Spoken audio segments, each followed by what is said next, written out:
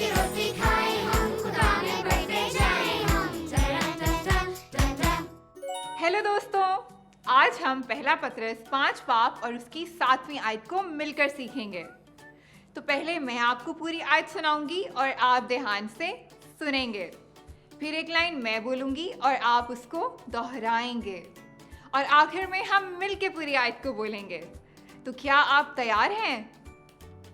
अब मैं आपको पूरी आयत सुनाऊंगी और आप ध्यान से सुनेंगे और अपनी सारी फिक्र उसी पर डाल दो, क्योंकि उसको तुम्हारी फिक्र है। पहला पत्रस 5 पाप 7वीं आयत। अब एक लाइन मैं बोलूंगी और आप उसको दोहराएंगे और अपनी सारी फिक्र उसी पर डाल दो, क्योंकि उसको तुम्हारी फिक्र है।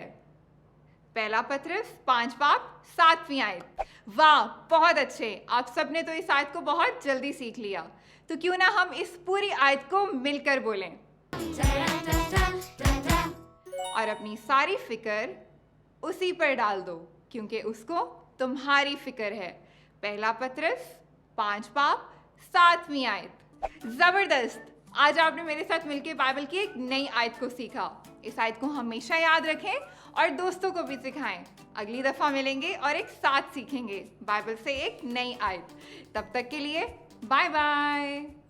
रोज की रोटी खाए हम, खुदा में बढ़ते जाए।